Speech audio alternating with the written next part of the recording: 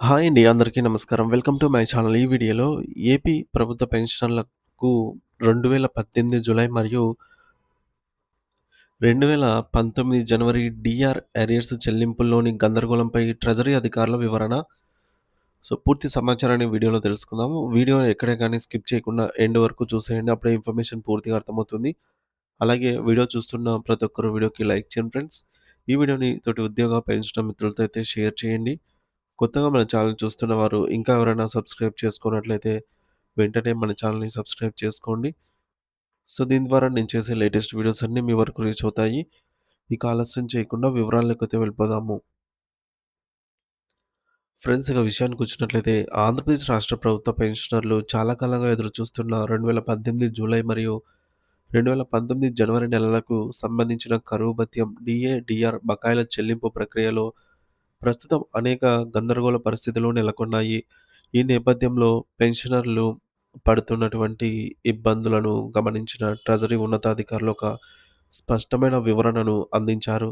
ఈ వివరాలను ప్రతి పెన్షనర్ క్షుణ్ణంగా అర్థం చేసుకొని, ఒకవేళ మీకింకా బకాయిలు అందకపోతే సంబంధిత ట్రెజరీ కార్యాలయంలో సమర్పించవలసి ఉంటుంది.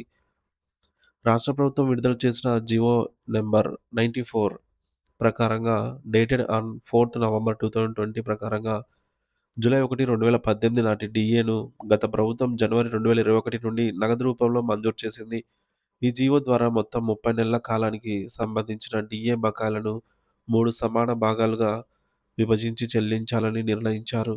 మొదటి భాగం జూలై మొదటి భాగం కింద జూలై 1, 2018 నుండి ఏప్రిల్ 30, 2019 వరకు ఉన్న 10 నెలల కాలానికి, రెండో భాగం కింద మే 1, 2019 నుండి ఫిబ్రవరి 28, 2020 వరకు ఉన్న మరో 10 నెలలకు, మరియు మూడో భాగం కింద మార్చి 1, 2020 నుండి డిసెంబర్ 31, 2020 వరకు ఉన్న 10 నెలలకు సంబంధించి బకాయిలను క్లియర్ చేయడం జరిగింది. అంటే మొత్తం 30 నెలల బకాయిలను ప్రభుత్వం 3 విడతల్లో పెన్షనర్ల ఖాతాలో జమ చేసేలా బిల్లులు రూపొందించింది. ఈ ప్రక్రియలో జూలై 1, 2018 తర్వాత పదవీ విరమణ చేసిన వారి పరిస్థితిని పరిశీలిస్తే, వారికి వారు పనిచేసిన డిపార్ట్మెంట్ కార్యాలయం డీడీఓ ద్వారానే బిల్లు తయారు చేయబడ్డాయి. వీరికి సంబంధించి 30 నెలల డీఏ బకాయిలను జీపీఎఫ్ లేదా జెడ్పీపీఎఫ్ అకౌంట్ ఉన్నవారికి నేరుగా వారి పీఎఫ్ ఖాతాల్లో జమ చేయడం జరిగింది. అయితే జూలై 1, 2018 కంటే ముందే రిటైర్ అయిన వారికి మాత్రము ఈ బకాయిలు ప్రస్తుతం డీఆర్ రూపంలో నగదుగా జమ అవుతున్నాయి. చాలామంది పెన్షనర్లు తమకు ఇంకా డబ్బులు రాలేదని ఆందోళన చెందుతున్నారు. దీనికి గల ప్రధాన కారణాలు మనం నిశితంగా పరిశీలిద్దాము. జూలై 1, 2018 కంటే ముందే పదవీ విరమణ చేసిన వారికి ట్రెజరీ అధికారులే నేరుగా బిల్లులు సబ్మిట్ చేస్తారు. సమాచారం ప్రకారంగా సుమారు 70-80% మంది పెన్షనర్లకు ఇప్పటికే ఈ బకాయిలు జమ అయ్యాయి. కానీ పెన్షన్‌ను ఒక ట్రెజరీ నుండి మరొక ట్రెజరీకి బదిలీ చేసుకున్న వారికి సాంకేతిక కారణాల వల్ల ఈ నిధులు జమ కాలేదు. అటువంటి వారు వెంటనే తమ ప్రస్తుత ట్రెజరీ అధికారిని కలిసి ఒక లిఖితపూర్వక అర్జీని సమర్పించాలి. ఒకే ట్రెజరీలో ఉండి మీ తోటి పెన్షనర్లకు డబ్బులు వచ్చి మీకు రాకపోయినా అది డేటా ఎర్రర్ వల్ల జరిగి ఉండవచ్చు. కాబట్టి మీరు కూడా ట్రెజరీ అధికారులను కలిసి మీ బిల్లులను మళ్ళీ రీసబ్మిట్ చేయమని కోరాలి. మరణించిన కుటుంబ పెన్షనర్లు మరియు సర్వీస్ పెన్షనర్లకు కూడా ఈ డీఆర్ బకాయిలు వర్తిస్తాయి. వారి వారసులు తమ బ్యాంకు ఖాతాను ఒకేసారి తనిఖీ చేసుకోవాలి. వీరి బిల్లులను 100% అధికారులే సబ్మిట్ చేస్తారు. కాబట్టి ఒకవేళ ఇంకా జమ కాకపోతే ట్రెజరీ కార్యాలయానికి వెళ్లి వివరణ అడగాలి. ఇక జూలై 1, 2018 నుండి డిసెంబర్ 2020 మధ్య పదవీ విరమణ చేసిన వారి విషయంలో గందరగోళం మరింత ఎక్కువగా ఉంది. కొంతమందికి పూర్తిగా వచ్చాయని, మరికొంతమందికి అసలు రాలేదని, కొంతమందికి సగం మాత్రమే వచ్చాయని చెప్తున్నారు. దీనికి గల కారణం ఏమిటంటే, ఈ మధ్య కాలంలో రిటైర్ అయిన వారికి బిల్లులను 2 రకాలుగా సబ్మిట్ చేస్తారు. ఉద్యోగిగా ఉన్న కాలానికి సంబంధించి ఆయా శాఖల డ్రాయింగ్ అధికారులు, డీడీఓలు బిల్లులు పెట్టాలి. ఈ బిల్లులు గత 5 ఏళ్లుగా ఒక ఆర్థిక సంవత్సరం నుండి మరొక ఆర్థిక సంవత్సరానికి మారుతూ వస్తున్నాయి. ఇలా మారినప్పుడు బిల్ నంబర్ కూడా మారుతుంది. మీ పాత ఆఫీస్ డ్రాయింగ్ అధికారి ఆ బిల్లును మళ్ళీ రీసబ్మిట్ చేశారో లేదో మీ వ్యక్తిగతంగా కనుక్కోవాలి. వారు రీసబ్మిట్ చేయకపోతే మీకు ఆ కాలానికి సంబంధించిన బకాయిలు అందవు.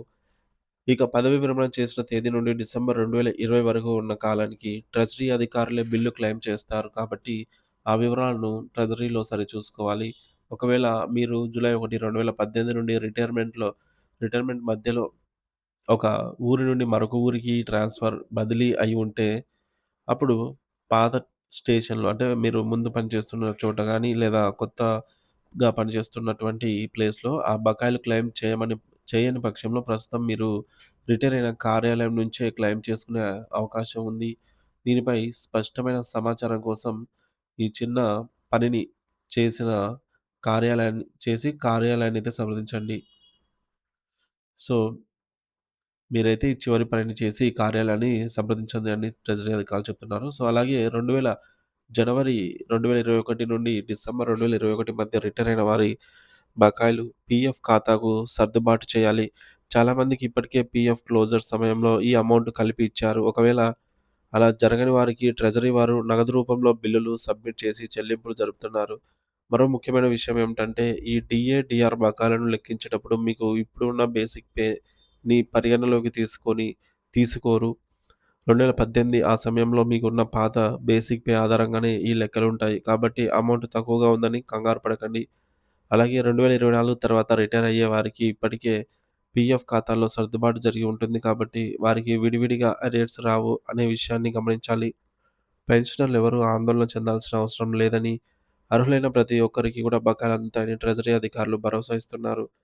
ఒకవేళ మీకు బకాయిలు రాకపోతే, ఈ అరియర్ అమౌంట్ రాకపోతే మీ పీపీఓ ఐడీ, సీఎఫ్ఎంఎస్ నంబర్ మరియు మీ బ్యాంక్ అకౌంట్ వివరాలతో పాటు 2024 జనవరి నెల బ్యాంకు స్టేట్‌మెంట్‌ను జతచేసి ట్రెజరీలో దరఖాస్తు ఇవ్వండి. సో, మీ సంబంధిత ఎస్టీఓ గాని, ఏటీఓ గాని ఆహ్, ట్రెజరీలో మీరైతే దరఖాస్తు ఇవ్వండి. బ్యాంకు స్టేట్‌మెంట్ ఎందుకంటే గతంలో ఏమైనా జమ అయ్యాయా లేదా అని అధికారులు సరిచూస్తారు. మీరు అర్జీ ఇచ్చిన 10 రోజుల్లోనే ఆ సమస్యను పరిష్కరించి రావాల్సిన బకాయిలను మీ ఖాతాలో జమ చేస్తామని అధికారులు హామీ ఇచ్చారు.